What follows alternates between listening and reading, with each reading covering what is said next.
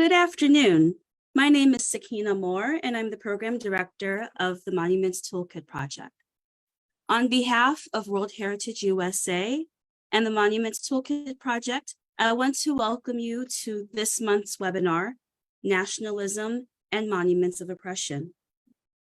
I also wanted to thank the Mellon Foundation for their generous support, without which none of our work would be possible. World Heritage USA is headquartered in Washington, D.C., which is the traditional territory of the Nacotchtank, the Anacostan, and the Piscataway people. It is not merely enough to do a land acknowledgement, but we have to ask, how do we support Indigenous communities into the future? With the Monuments Toolkit Project, we are looking at legacies that our societies uphold and are making the links to social injustice, health injustice, and economic injustice, and all of the injustices that these monuments have come to symbolize. We do this by uplifting stories that are ignored and untold, and by inviting conversations and getting into these uncomfortable places. We will offer a toolkit for communities that are facing controversial and oppressive monuments, whether it is removal, reinterpretation, and recontextualization. We invite you to follow our work at www.worldheritageusa.org to sign up to receive updates on the work that we're doing. Again, welcome to our webinar, and I want to introduce you to William Humphrey, Program Associate for Research and Publications, who will be moderating today's webinar. Thank you, Director Moore, and greetings, everyone. My name is William Humphrey, and I am the Program Associate for Research and Publications for World Heritage USA's Monuments Toolkit.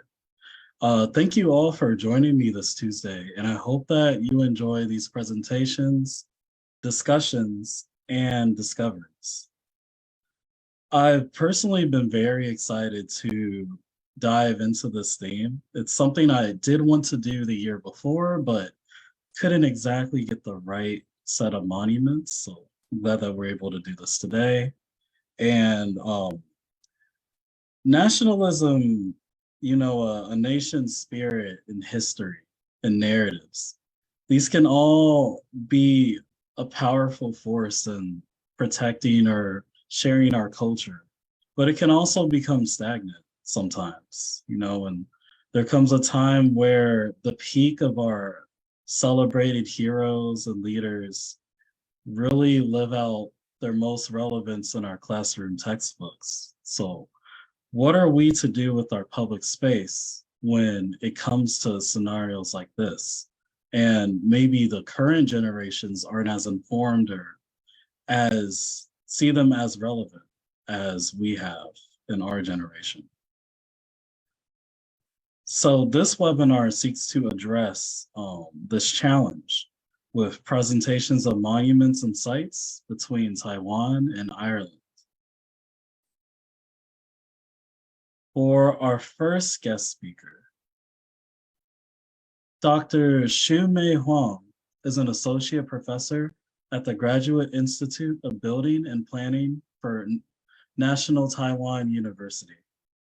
She is also a member of the Transitional Justice Board, Executive Yuan. Her research area intersects heritage studies, indigenous studies, and memory studies in East Asia. Her co-authored book manuscript with Hyun Kyung Lee, titled Heritage, Memory, and Punishment, Remembering Colonial Prisons in East Asia, a series of global constellations by Routledge, had contributed to a deeper understanding of penal heritage and transnational memory politics in East Asia. More recently, Professor Huang led in an edited volume titled Frontiers of Memory, Difficult Heritage and Cross-Border Politics of Post-Colonial Nationalism. Please welcome our first panelist, Dr. Shu-mei Huang. Good afternoon, everyone. I'm Shu-mei Huang from National Taiwan University. It's a true honor to be invited to join this webinar and to share with you my knowledge about this contested case in Taiwan. So first of all, let me share screen.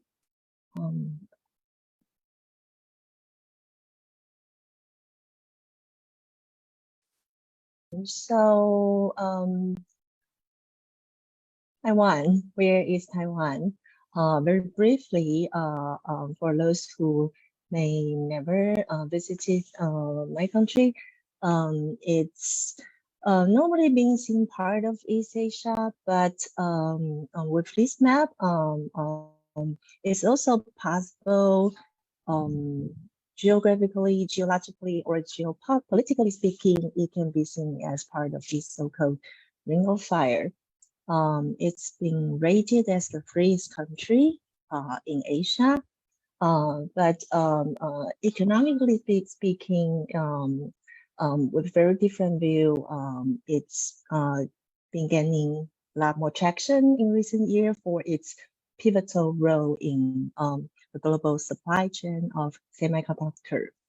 And this part is important because to understand Taiwan and actually, unfortunately, still a divided society, sometimes issues of transitional justice may not be seen as important as ensuring our prospering economy contributed by semiconductor industry.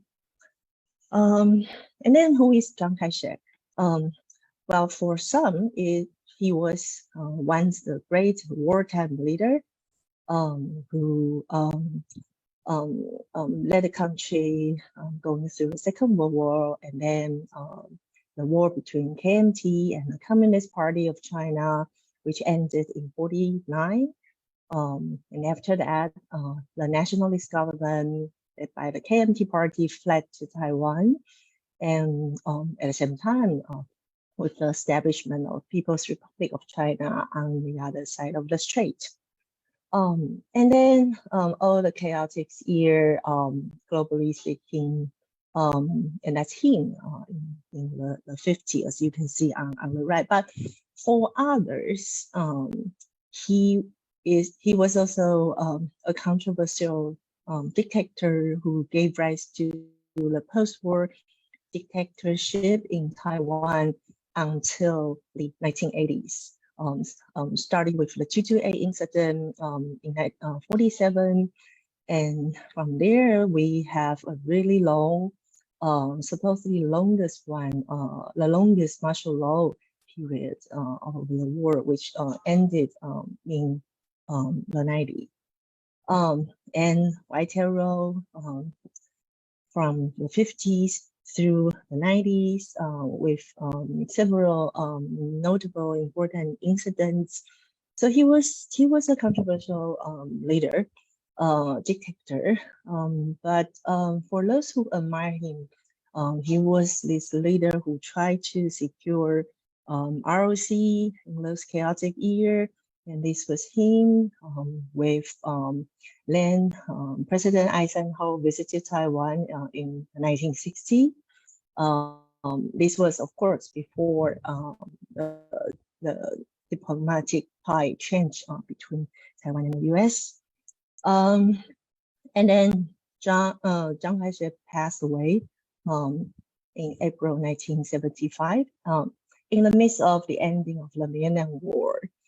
So still in a quite chaotic years, globally speaking, and his wife, Jiang Song-mei-lin, with his son, Jiang Jingwu, they were trying to secure the stability of politics in Taiwan. And this is the photos from those years. You can see people line up to express their sorrow, or you can also argue people were required to line up to pay tribute to the past leader. And in those years, we have songs, lyrics, expressing how important Chiang was the leader of the humanity, great man, like a lighthouse of freedom. Those were songs that I still learned when I was a primary school student, but not anymore in Taiwan today. To build up a memorial site for Chiang Kai-shek has been seen as an important work to strengthen political legitimacy of the post-war nationalist government in Taiwan after he passed away. And Jiang Songmei-ling, the first lady, was very much involved in insisting that it had to be located in the city center, despite the fact that there were other suggestions in suburban area. And this is the site for you to see. It was located during the colonial time, the Japanese colonial time. The site used to be a military camp next to a prison. But with the post-war urban expansion, the site had become in the city center.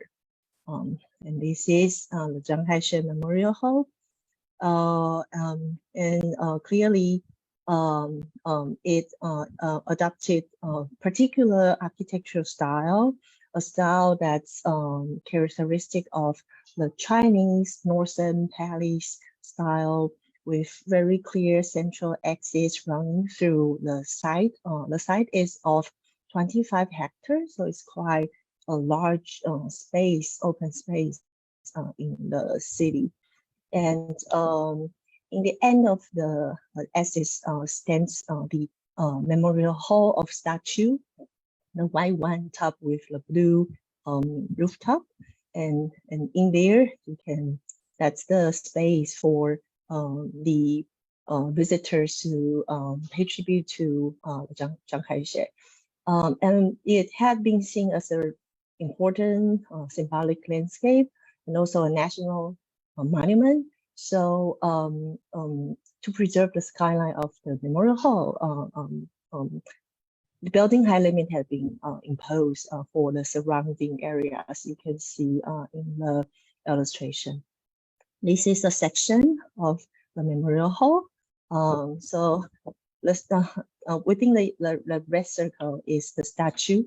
So you can see how the hall with a sky blue plan dome bell above the statue, creating this particular atmosphere for the Memorial Hall. It is worth mentioning that actually there is a symbolic sun-like symbol of the ceiling, and that was actually a symbol of the KMT party. People tend to forget that or mistook it as the symbol of the nation. Yet it was actually an important sign for us to see, to understand, to remember how the country used to be such an authoritarian party state country in those years. The whole process of building up the Chiang Kai-shek Memorial Hall actually operated as a performance. It took more than 10 years to finalize the memorial site. On the left, you can see Zhang's son, Zhang Jingguo. He was yet to become president at that time. He served as the Minister of Defense at that time, but he was also in charge of overseeing the progress of the construction sites. So the whole process was already symbolic and performative in a way.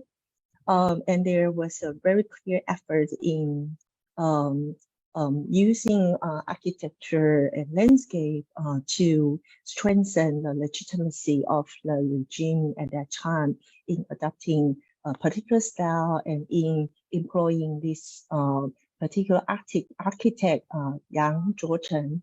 He was also the one who designed the iconic Palace Hotel in Taipei, as you can see on the right below. And they both of them carry similar architectural styles that you can see from similar sites in China as historical references. That's the inaugural event eventually in 1980. That was Jiang Jingguo. He already became president at that time. But very soon after the finalization of the Memorial Hall, the site itself actually witnessed the democratization of Taiwan in the 90s through 2000s. Among others, one of the most notable events was the Wild Lily movement that occurred in the early 90s. And at that time, more than 6,000 university students sit in at Chiang Kai-shek Memorial Hall asking for democracy, and eventually they succeeded, contributed to the democratic Taiwan that we are seeing today. At the same time, the open space of the site has also become important public park in a way for the citizens, tourists, and art performances sometimes. As you can see in the photo on the left, the well-known dance group Cloudgate famously had their open air performances at the site. It's also a very popular space for the teenagers who go to the schools in neighborhoods, and they especially would like to come here in the evening and practice dancing or hanging out with their friends. Lately, it has also become a very popular destination for migrant workers in town. To the point that in 2015, for the very first time, we were seeing the Indonesian embassy in Taiwan. They actually sponsor a group wedding for their migrant workers working in Taiwan at Chiang Kai-shek Memorial Hall. So there is the photo for you to have an imagination of how the scenario. So all that was a very quick review of how the site was built in the context of chaotic political years, but then witnessed the democratization of Taiwan. So after that, there has been contestation over the Memorial Hall. And heritage listing interestingly became instrumental in this memory politics. In 2007, during the Chen administration, and it's important to know that the former President Chen was the first president who discontinued the KMT regime and officially took issue with Chiang Kai-shek Memorial Hall. Without demolishing any building or touching upon the statue, the Chen administration transformed the Memorial Hall into a site to feature the democratization of Taiwan. And to do so, it did involve some symbolic gesture, like changing names and changing plates at the plaza, which is the reason why you are seeing the gates being fenced to change the plate. So you can see how the worker most year they took off the name, because the name 大中至正 actually was a line that included Chiang Kai-shek's name as a way to honor him, and it was replaced with another plate, Plaza of Freedom. But then what happened at that time was that during the Chen administration, Ma Ying-jeou served as the mayor of Taipei. So in order to intervene the process, the city government decided to list the monument as a municipal heritage. So in the name of heritage preservation, supposedly you should touch nothing in there and keep everything intact. And this has become escalated into another level after Ma Ying-jeou in 2008 won the election. So under his administration, the site was again changed name back to Chiang Kai-shek Memorial Hall. So until today, even the metro station that's close to the site is named Chiang Kai-shek Memorial Hall. I think for those who've been to Taiwan, you know about this, and Chiang Kai-shek Memorial Hall continue to be one of the most favorable must see in town. And this has been controversial because Chiang Kai-shek Memorial Hall might be too young to be a heritage to begin with, but the listing of heritage has become a useful tool for the related authorities to intervene into the properties. So on the right, you can see how for once it was renamed as National Taiwan Democracy Memorial Hall, but that place was not there anymore. So what do we do with this? There have been some important progress after 2016, after DPP returning to the ruling party, and we have the incumbent President Tsai Ing-wen in office, and she it's also important to know that during the Chen administration, Chiang Kai-shek Memorial Hall was discussed as the independent, isolated case. But when it comes to the Tsai Ing-wen's administration, her administration wanted to deal with this issue along with other symbols of authoritarian regime, and in a more systematic effort in the name of transitional justice. And this can be exemplified in the establishment of the Commission of Transitional Justice for this purpose. However, the fact that 3 chairs served the committee in just 4 years, from 2016 to 2022, suggested how challenging it is, how challenging the job it is in a divided society that is yet to learn about the notion of transitional justice, and the difficult past that people in Taiwan did not have enough knowledge about. The Commission of Transitional Justice spend some effort to raise the issue, to raise questions like what kind of capital city do we need in a democratic Taiwan? And in that context, Chiang Kai-shek Memorial Hall was again center of the debate. Before this, as indeed, numerous statues of Chiang Kai-shek were already relocated into Zihu Memorial Sculpture Park. It's a park where his mausoleum was sitting in another city.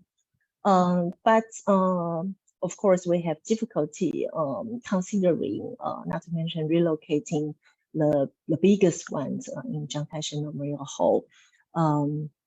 So again, this is how the hall was situated in the park.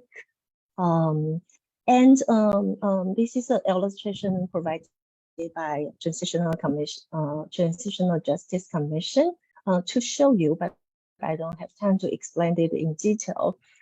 Actually, the symbolism operated in so many architectural details in the park other than the statue. So all these architectural elements or landscape are contested, given its close association with Chinese palace in another territory. Under the commission, there were already numerous proposals being suggested. Yet none of this turned out before the end of the Transitional Justice Commission.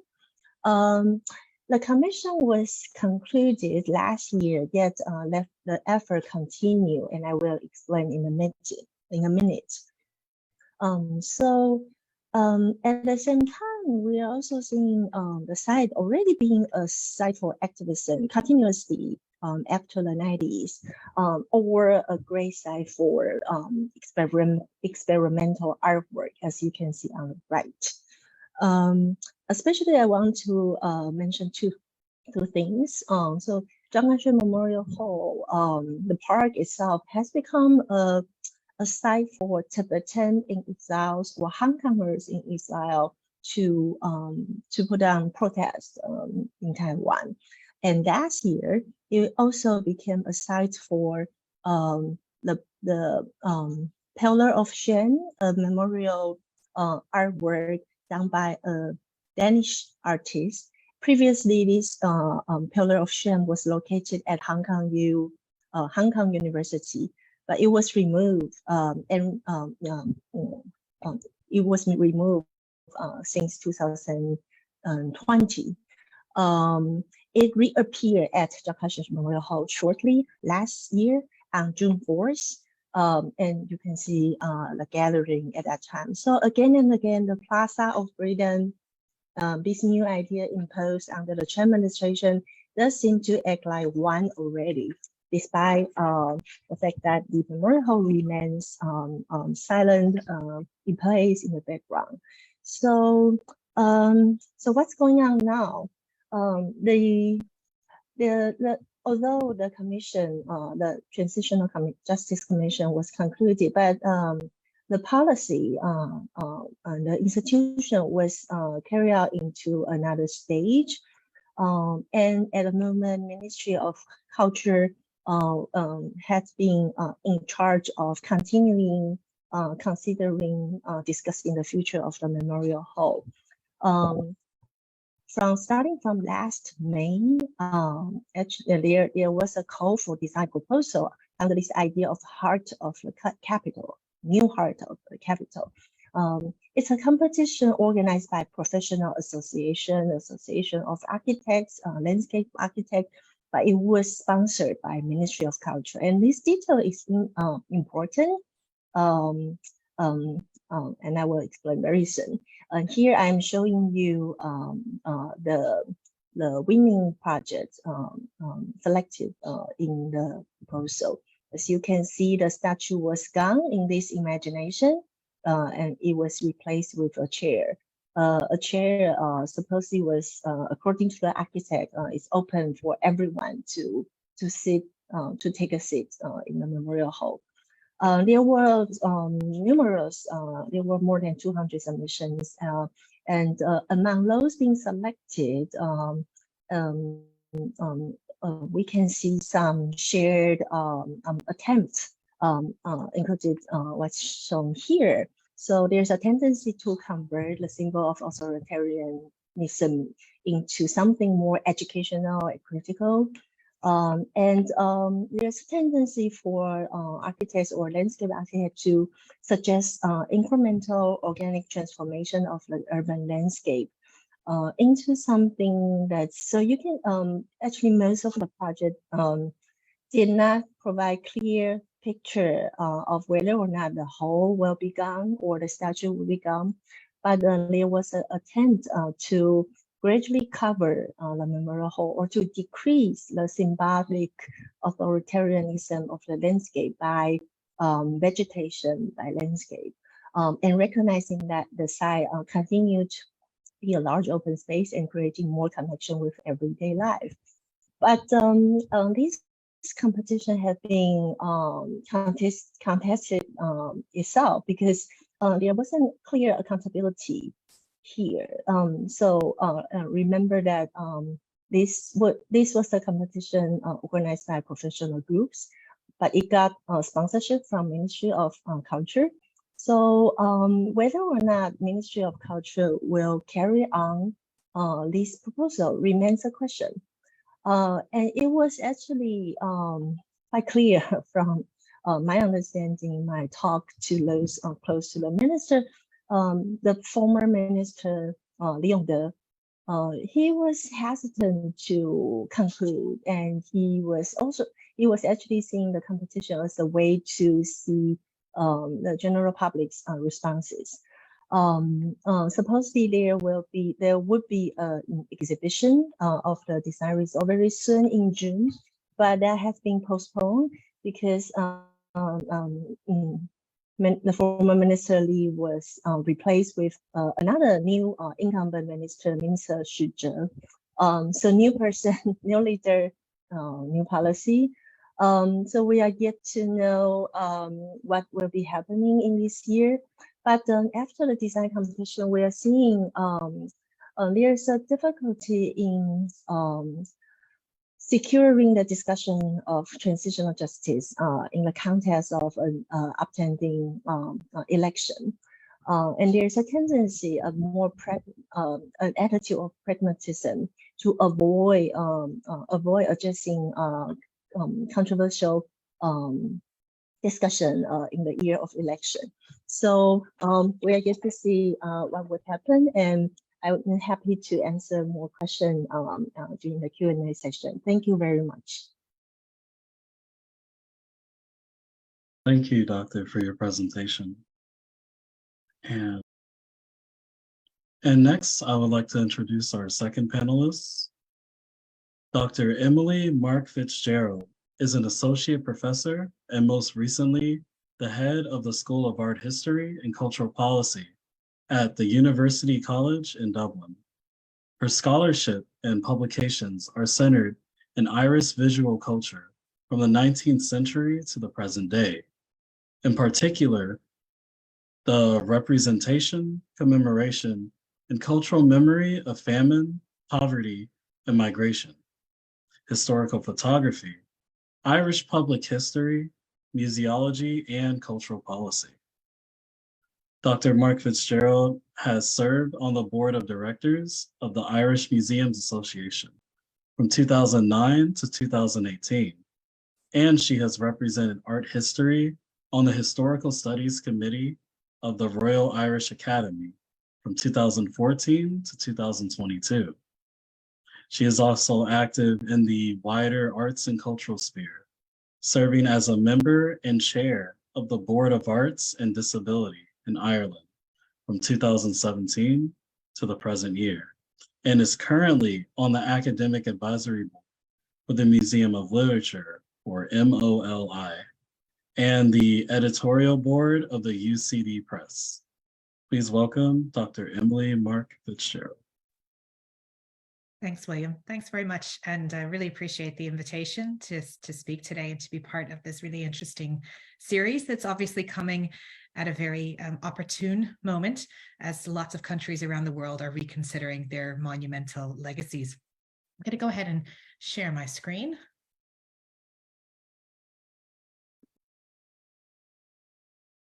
There we go. Hopefully folks can see that. And so just a warm welcome from an uncharacteristically sunny Dublin, where it's about 8:30 p.m. in the evening here. And I want you to have a look first at this sculpture and imagine that it's a busy Saturday morning in downtown Sydney, Australia. And maybe like thousands of other urban dwellers, you might make your way down to the central business district of Sydney to the Queen Victoria building, which is the building you see behind the statue there. And the building itself dates from 1898. It's now one of Sydney's premier shopping centers. And on your way in, you might stop and admire this absolutely enormous bronze statue of Queen Victoria herself, who's perched regally, as you can see, outside one of its entrances. Yet despite the fact that this might seem a natural fit, it's Queen Victoria Shopping Centre, and here she is in the flesh, this monument is actually a relative newcomer to Australia Now, how did it get here? Its original position, in fact, was outside Dublin's Houses of Parliament, where it was unveiled in 1908 to commemorate the monarch's final visit to Dublin, which had taken place in 1900. And of course, she died herself in 1901. Now, some 27 years after the Easter Rising of 1916, which is the event that triggered the rocky road to Irish independence, Dublin City Corporation passed a resolution in 1943 to finally remove this statue of the monarch, popularly known as the Famine Queen. She's the queen that oversaw or was reigning at the time of the Irish famine in the 1840s. Now, a few months after this resolution, the Irish satirical writer Miles Nagopoline commented on the neglect of this statue that had occurred in the intervening years, which had led to its bronze surface acquiring a sickly green patina. And he wrote, quote, "Time has given the mere Irish their revenge. The fact is, Victoria has turned green. Of hue, she approaches our decent Irish letterbox, and it is the price of her," end quote. Now, the statue was finally dismantled in 1948, and its constituent parts lay in various places until 1986, when she was shipped off to Sydney, and there she has been ever since. Now, as the second city of empire throughout the 18th and 19th centuries, Dublin gained a wide range of imperial monuments, but it also featured a perpetual and sometimes spectacular sequence of monumental threat, destruction, and removal. And today I'm going to speak about some of these monuments and Ireland's very complicated relationship to commemoration, as well as some more recent attempts to confront this history, and also some of the more difficult histories we're now reckoning with at the moment. So to begin, I would like to first recommend the work of Yvonne Whelan and Paula Murphy, who've written extensively on this subject, and they offer the most comprehensive account of pre- and post-independence Dublin monumental landscapes, and I'm drawing upon their work today as well. Now, Ireland's peculiar and particular relationship to Britain is, of course, of relevance. Essentially, Ireland is a colony of Britain from the 16th century, and from the 18th century, Ireland is governed by an administration based in Dublin Castle, and a legislature which gained some degree of independence in 1782, but ultimately it's answerable to Westminster. Now, Dublin's ruling elite was largely comprised of Protestant land-owning gentry, whose Anglo-Irish identity and insular society rendered them a group quite distinct from the wider and far more numerous Catholic population that also included an upper class and land-owning Catholics. Nevertheless, whether Catholic or Protestant, a strong sense of colonial nationalism characterized many members of elite Irish society, and the extensive public and private building projects undertaken in 18th century Ireland are testament to both its wealth and its uniquely Irish colonial identity. And this is very much reflected in the city's proud Georgian architecture, as well as the program of imperial statuary that then populates its landscape. And these include, for example, the three statues that I'm showing you here on screen now: statues to William III from 1701, George I from 1722, and George II from 1758.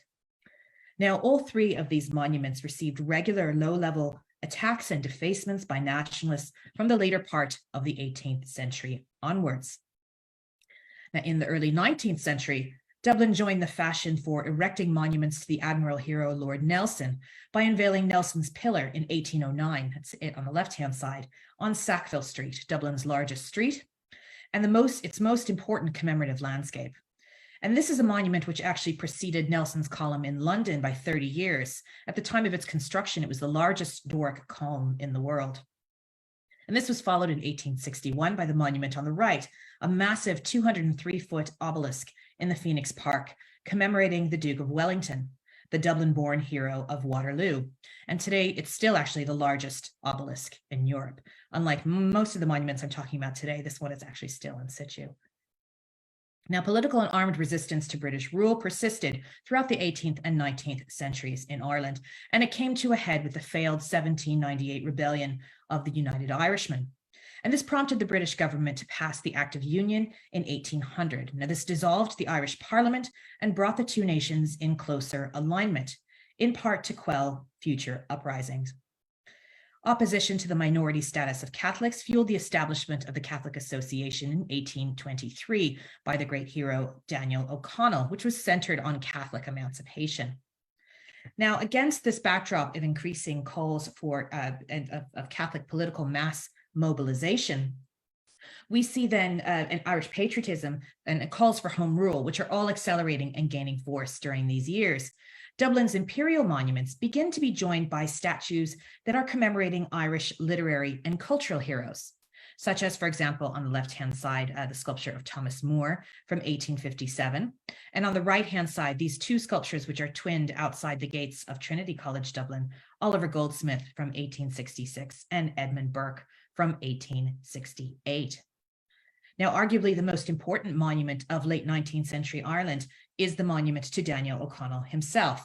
Now, O'Connell had died in 1847. This monument was designed by John Henry Foley and finished by his assistant, Thomas Brock. It took a long time for the monument to be realized. It had its foundation stone laid in 1864, but it wasn't finally finished until 1882. So this is a time of real change in terms of the commemorative landscape in Ireland. And a satirical publication that was produced in Ireland called Zosimus, it was kind of fancied itself the Irish Punch, published this cartoon on the 11th of January, 1871, entitled A Night Vision, as you can see here. And it describes the character of Zosimus, who's kind of a street balladeer, having a moonlit stroll and a dream in Dublin. And he comes across, quote, a beautiful statue, white and pure as the moonbeams themselves, standing on a handsome pedestal at the south end of the bridge. The face of the statue wore a proud and manly expression, blent with a certain touch of kindliness and pleasure, as might beseem a chief amongst his faithful clansmen, or a true king amidst his loving people. The arms were folded, and the whole attitude of the figure was firm and dignified. Another glance, and Zosimus recognized the likeness of the patriot William Smith O'Brien. Now, Smith O'Brien was the leader of the revolutionary group Young Ireland, and he was transported to Australia in 1849 following a failed rebellion of 1848. And he had actually died in 1864. And this monument to O'Brien that you see here had been erected the year before in 1870 on De Lear Street in Dublin. And beneath the statue, what you see here are the ghosts of the great and the good of Irish national history. And it includes figures like Jonathan Swift, Henry Grattan, and most importantly, on the right-hand side there, Daniel O'Connell. And in this kind of reverie, this sort of the article of, that is listing this sort of dream, O'Connell addresses the statue of O'Brien. And this is what he says: "Welcome, worthy son of the royal line of Bryan. Another one of ourselves is added to the group of Burke, Goldsmith, and Moore. Soon shall bronze and marble effigy speak thus for all of us, the lesson we taught in life of amor sacre patriae." So we're seeing here a vision of Ireland where its own national history is beginning to occupy civic space. And now where the statue of a revolutionary is serving as a symbol of the true king of Ireland. Now, two other monuments to figures associated with Irish independence were also created in subsequent years. The cornerstone to the Wolfe Tone Monument was laid in 1899, who's one of the leaders of the 1798 rebellion. And on Sackville Street, the monument to the influential politician and campaigner for Home Rule, Charles Stewart Parnell, which was created in 1910. Now, 6 years later, in 1916, the Easter Rising triggers the revolutionary sequence of events that eventually led to Irish independence and the founding of the Irish Free State in 1922. Now, in the post-independence period, what we find are the relatively minor previous attacks that were carried out against imperial monuments take on new force and frequency. And so, for example, on Armistice Day, on the 11th of November, 1928, the statue of William III on College Green was destroyed by a bomb. And the George II monument that you see here in the slide in Stephen's Green was also attacked. Now, it wasn't fully destroyed at this period, but it was a second bomb actually took it out on the 13th of May, 1937, the day of King George VI's coronation. And in 1937, the statue of George I was sold to the Barber Institute in Birmingham, where it can still be found today. Another well-known act of Dublin monumental vandalism was perpetrated against the statue of Viscount Hugh Gough, which was erected in 1878. And there it is on the left-hand side, a postcard of it in situ, where its original location, and there where it is today on the right. And it was by the renowned sculptor John Henry Foley, who had also designed the O'Connell Monument. Now, Gough was a Limerick-born commander in the British Army. He rose to become commander-in-chief of the British forces in India. And this large equestrian bronze statue stood in a prime location in the Phoenix Park in Dublin. However, the statue was first beheaded on Christmas Day in 1944. They stuck his head back on, but an IRA bomb blew it off its pedestal in 1957. And eventually it was sold in 1986 by the Office of Public Works to Robert Guinness and was relocated to the grounds of Chillingham Castle in Northumberland. And there it is on the right-hand side in its reconstituted form. So more recently, actually, the statue of Gough has served as a model for a contemporary equestrian statue by the artist John Byrne. The Gough there is on the top left, and Byrne's reimagining of it there are in the other two photographs. And this is a statue entitled Mishnach, which means courage in Irish. And it was unveiled in 2010 as part of the urban regeneration program centered in the public housing estate of Ballymun in Dublin. And for this work, Byrne created a cast of Gough's horse, but the rider was replaced here by a portrait of a teenage girl from the local area. And this statue pays homage to the tradition of horse riding by use in the area, still popular in Dublin. And it also looks to subvert colonial typologies of elite equestrian bronzes. But perhaps the most spectacular act of Dublin destruction was yet to come, namely the blowing up of Nelson's Pillar in 1966. Now, this is the year of the 50th anniversary of the Easter Rising, and Sackville Street had been renamed O'Connell Street in 1924. And throughout the 1920s into the 1960s, there had been various calls for the pillar's removal. There had been a whole range of different stunts and events defacing the monument, including in 1955, where 9 students from my own university occupied the memorial and hung various banners from it, etc. Now, all of these various calls about what to do with this massive monument to Nelson in the middle of Dublin proved moot following a massive explosion in the early morning hours that reduced the monument to a ruin, as you see there on the left-hand side. Luckily, there were no casualties. And the destruction received a sort of mixed response, but it was also widely welcomed. It was joked about extensively. There were a number of popular songs that were written to commemorate its destruction. One entitled Up Went Nelson went to the top of the charts, and the song Nelson's Farewell by the Dubliners was also a bit of a hit. And the Dubliners actually took the sort of the head which had been blown up the statue and had it on stage with them at one point during some of their concerts.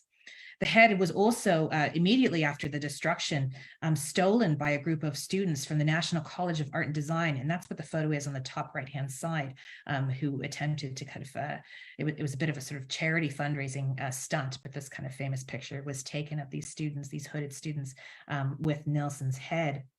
Today, the head is now on display in the reading room of the Dublin City Library and Archives, where, according to the library itself, quote, he keeps an eye on the readers researching the history of his native city, end quote. So Nelson's Pillar was destroyed and taken away. And from the early 1970s onwards, there were various proposals to replace this very large monument. One of the temporary replacements was the 1988 Anna Livia Fountain by Eamon O'Doherty, which was commissioned for Dublin's millennium. And it was dubbed by Dubliners in their typical fashion as the floozy in the jacuzzi. So if you know anything about Dublin, you know that nicknames, rhyming nicknames, are given to pretty much every public sculpture. Unfortunately, the monument received kind of a mixed reaction. It was a bit of a trash magnet. There was always garbage floating in it, and people put all kinds of things into the fountain. And it was removed actually in 2001 and relocated later on in 2011 to another location, a park that's in front of the National Museum of Ireland, Collins Barracks. And instead then, what was the replacement, in a sense, for, or the addition to this monumental landscape was the Spire of Light. And this was finished in 2003. It was created by the architect Ian Ritchie after an international competition. Now, this is an enormous monument. As you can see, it's 400 feet tall. It dwarfs the surrounding cityscape, and it's acquired, again, various rhyming nicknames. Probably the stiletto and the ghetto is the most popular. Now, the spire is essentially the antithesis of what it replaced. It's neither figurative, it's not honorific, and it adopts an aesthetic which is rather empty of direct signification, perhaps beyond a celebration of its own technical achievement. Now, 20 years on from its unveiling, and this January was the 20th anniversary of the spire's unveiling, I think it provokes probably neither affection nor resentment. And despite its massive size and footprint, it's a monument that a lot of people say they forget is even there. And it's a rather bland monument. It may be our best contemporary example of what Robert Musil famously referred to as the eventual invisibility of public monuments. Now, more recently, there have been calls to remove the statue to Prince Albert, Queen Victoria's husband, which still stands on Leinster Lawn in Dublin. And it was created in 1871. Now, this statue actually is more about creating a link to Albert's close association with the Royal Dublin Society. It stands outside the RDS's former building, which now houses the Dáil Éireann in Ireland, and it references Albert's patronage of the arts. And it was also later on moved to a less prominent position to make way for a cenotaph commemorating the Irish Civil War. Now, just there have been calls over the years to remove it, more recently, just in the last month or so. But I think it remains a question about whether it's a mark of national maturity to finally remove these remaining vestiges of empire from our streets, or is it a mark of maturity to let it stay? To be honest, I'm not sure anyone really cares, and public indifference may actually be its saving grace. Now, the Republic of Ireland's fervor for destroying or dismantling imperial commemorative monuments maybe has reached its natural endpoint. And we're now faced with more difficult commemorative dilemmas, and I'm just going to mention two of them as I draw to a conclusion.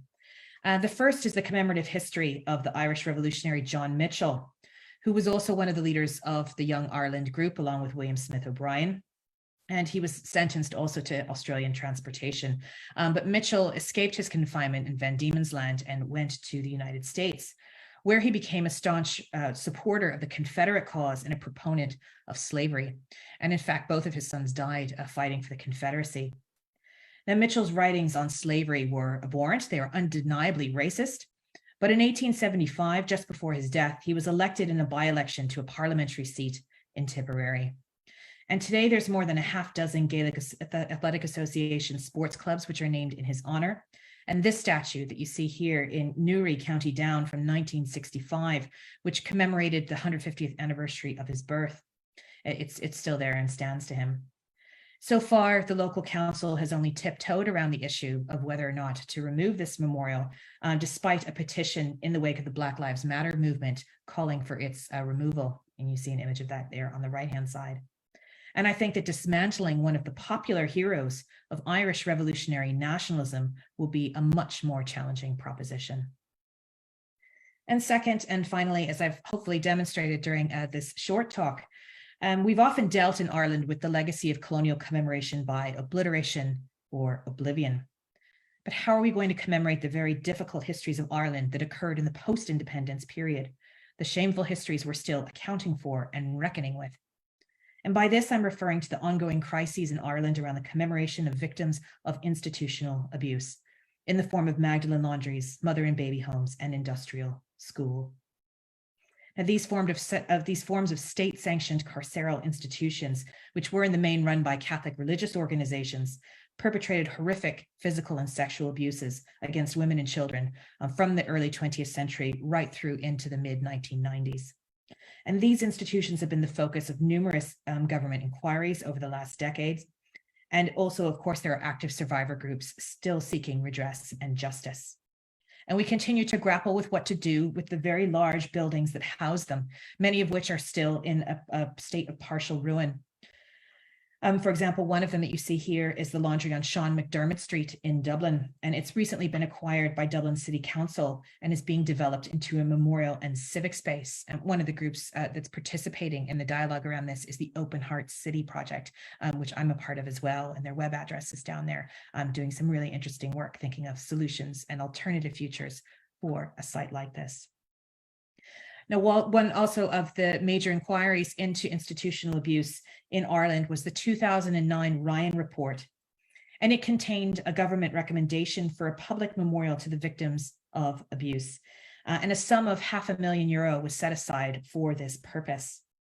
Now, they actually ran a competition for this monument in 2011, and a design was selected in July 2012 called Journey of Light, and I'm showing you here the kind of renderings, the imaginings of what this monument would look like by Studio Negri and Hennessy and Associates. And what it proposed was a subterranean monument that was to be installed at the back of an existing monument, the Garden of Remembrance on Parnell Square that you see on the top right-hand side. However, by 2013, public opposition to this monument arrived from several directions. The Irish Georgian Society objected to it. Independent councillor Mannix Flynn, who's a former resident of an industrial school, also objected to it. And members of several other survivor groups all lodged objections with Onboard Planala, which is our planning agency, and for different reasons. Some on the basis that the cases for redress, for justice, had not yet been resolved, and so that it was premature for a monument. The Irish Georgian Society didn't like it in terms of how it was intervening into the Georgian Square, etc. But ultimately, then this led to the collapse of the project in November 2013. So that was 10 years ago now. And this initiative has never been revived, although the money is still presumably sitting there for its realization. And this physical separation and marginalization, the suffering and deaths of people in Irish society owing to their perceived poverty or their immorality, this is a very complex and terrible history that we're still grappling with in Ireland, and it can't be reductively assigned to the colonial other. It's something which occurred in a post-independence Ireland. And acknowledging the collusion of the Irish state and civil society in sustaining this carceral welfare system and taking responsibility for its effects, I think, in my view, is a far more urgent task that deserves more energy and attention, perhaps, than a Victorian bronze sculpture of Albert, which perhaps poetically has almost already disappeared from view from behind the large hedge, which is now growing up around it. So I'll leave it there for today, and I'm happy to answer any questions in the Q&A.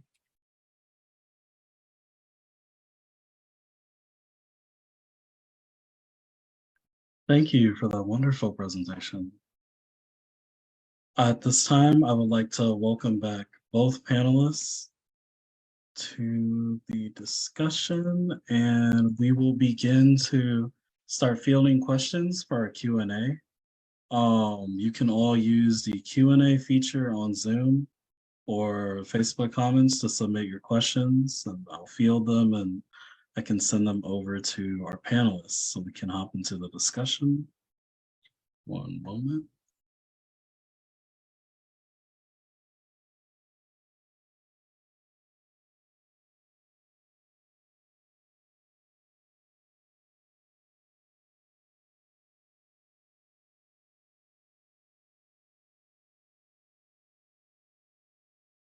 And for our first question, we have one submitted by Mark Watson for Professor Huang.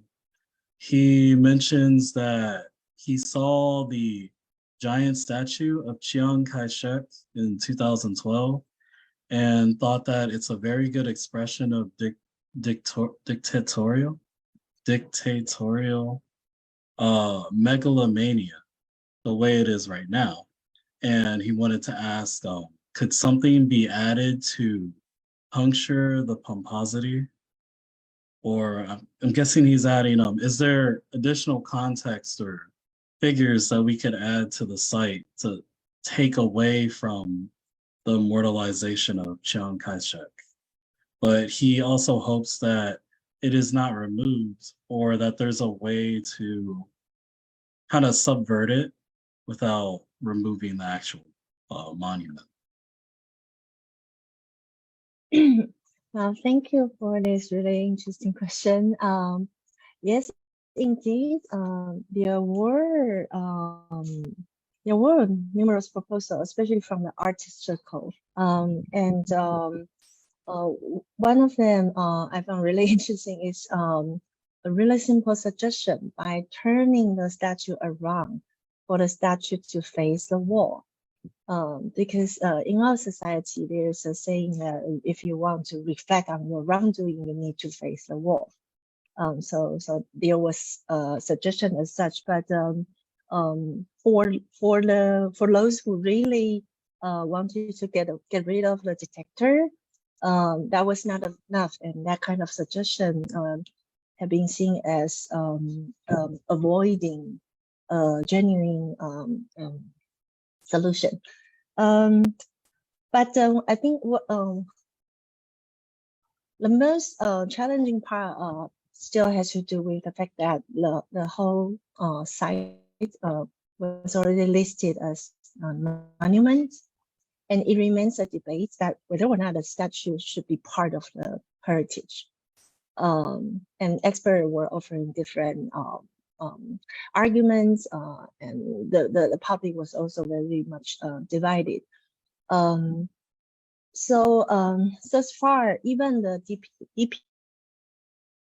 DPP regime tended not to touch upon the statue. Instead, the current discussion was still towards relocating the statue, but keep it intact as a way to take care of, to accommodate those who still supported, consider Chiang Kai-shek as their great leader. And I'm speaking about the veteran, the nationalist veteran community and their descendants. I'm speaking about the more than 1 million mainlanders who relocated to Taiwan in 1949 along with Chiang Kai-shek.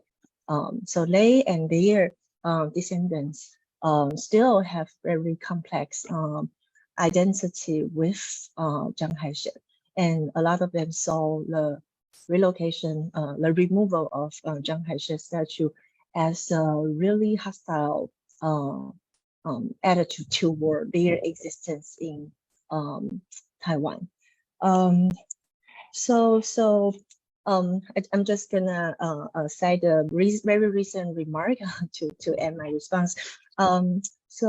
Lately, this was like just a month ago, a politician who himself is actually a DPP pro-independence member, but now serving as the deputy minister of the Commission of Veterans. Mr. Lee made this controversial comment that, maybe we should keep it there because the statue of Chiang Kai-shek is helpful for preventing dementia for the veteran elders. So in a way, this kind of remark is trying to like depoliticize or medicalize this politics of statue. And surprisingly from a DPP member himself. And I think many of us consider that also as a sign that the DPP is actually trapped in its attempt at succeeding this upcoming election. So they are struggling to. They wanted to do something so that their supporters can feel the change, but at the same time they don't want to irritate the nationalist voters, and actually they want to attract some votes from the middle voters. So here we are. I have also received a question from Valerian D for Dr. Mark-Fitzgerald. They wanted to ask if you could repeat the names of the recommended works or books that were mentioned at the beginning of your presentation. Sure. Yeah, I mentioned the two kind of scholars, I suppose, who've written the most extensively about Dublin's imperial monuments, and in particular the 19th century. And those are Yvonne Whelan and her book Reinventing Modern Dublin. And she's written a few articles as well, kind of looking at post-independence statuary. And then my colleague at my university, recently retired Professor Paula Murphy, who's written the major book of kind of 19th century Irish sculpture. So that's the most important kind of reference work for anybody who's interested in that particular period. So those were the two that I mentioned. There's also another recent interesting article by Professor Guy Biner, who's at Boston College, on decommemoration in Ireland and forgetting in Ireland as a subject that he's worked on for a long time, looking at 1798 and other episodes in Irish history, and a really kind of interesting take on why, I suppose, Irish history in particular is so characterized by these repeated sort of patterns of monumental destruction, which oftentimes actually call attention to memories which otherwise may be going dormant. So rather than an act of forgetting or oblivion, they're actually reviving memory. And that's what the act of destruction actually perhaps paradoxically does. So, yeah. On top of what you just said about monumental destruction, I wanted to ask both of you, do you think that it's possible to justify the destruction of a monument or statue that falls out of public favor? And I'd like to know your thoughts on why.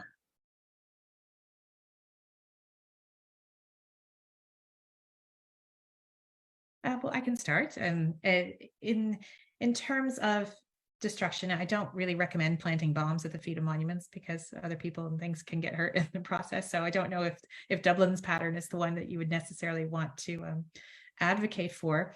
I think one of the challenges for many of the monuments in Ireland that we've lost as well is that many of them are actually quite important works by artists that no longer survive. John Henry Foley is a good example of, he's one of the preeminent sculptors of the 19th century.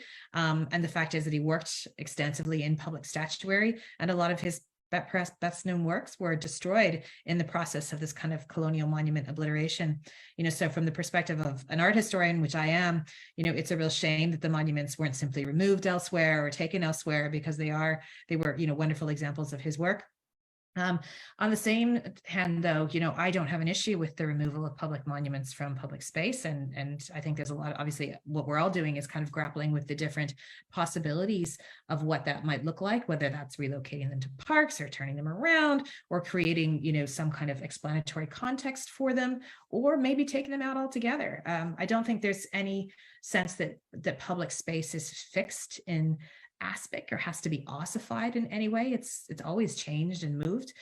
So I don't think there's really any problem with removing statues. But as an art historian, I'm somewhat loath to kind of completely destroy them and melt them down, because I think they are a record of their time and place, and for future generations might well be interested in studying the actual kind of physical artifact itself. So, but yeah, it can be a tricky one, I think, especially when they're of a scale that makes it difficult to replace them in another location easily or whatnot. But I think in Ireland, many of us feel kind of a bit of a sense of loss of that period of sort of 19th century art making because of these traditions of destruction.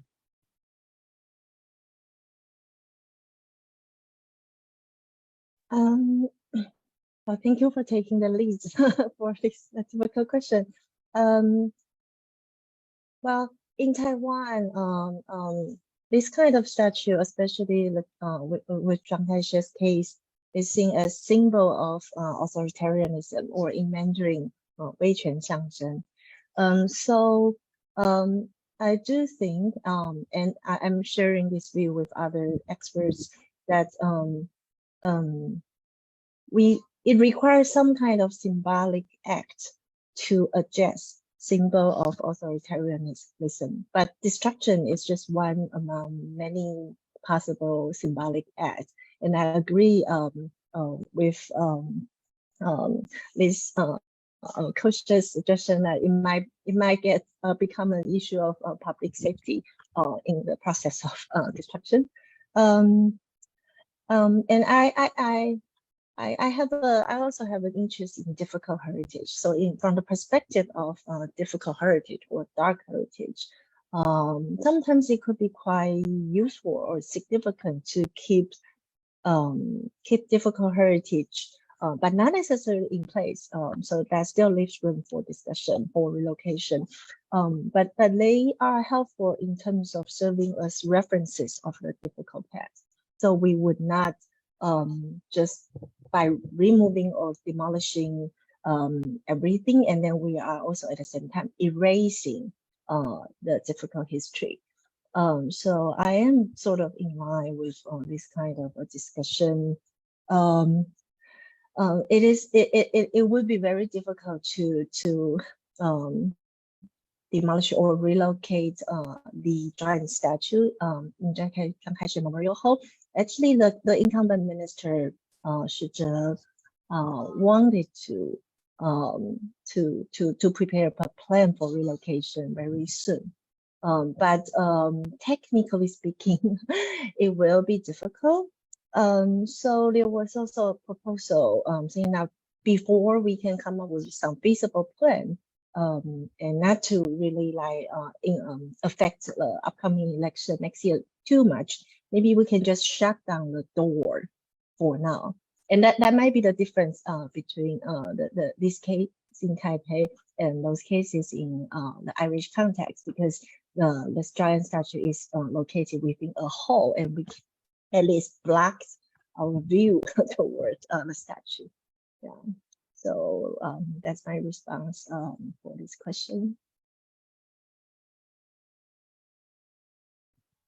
I wanted to ask Dr. Mark-Fitzgerald, so although the man that had detonated Nelson's pillar gave himself up, he didn't seem to receive any real consequences. And do you think this is because Ireland perceived him more as a hero, since no one had been hurt by the destruction of it? Or was this more of a Dublin thing where they felt he should be paraded, etc.? Well, I don't think I would go so far as to call him a hero.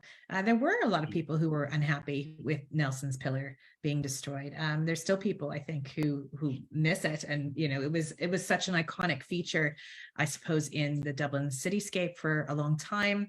In some respects, I suppose for some people, it had kind of lost its association, with the colonial past, even though it had Lord Nelson on it. But obviously for others, it persisted as this kind of symbol. I don't really know the particulars of why the police investigation kind of met a dead end and there was never any prosecution, or maybe there wasn't enough evidence, because his, I suppose, confession to planting the bomb at the memorial, came quite a number of years after the event had actually happened. So I'm not really sure the exact circumstances why it was never pursued particularly.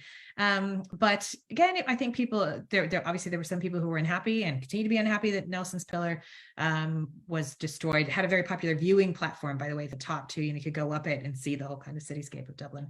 So it's a bit of popular entertainment as well. But again, because I suppose there had been all of these sorts of already rather large destructions of imperial monuments, although this was the biggest one in terms of the scale of it. It was something I suppose people had become accustomed to up to a certain point. And there was a great deal of popular enthusiasm as well for taking down monuments, renaming streets, of course. Lots of Dublin city streets were renamed.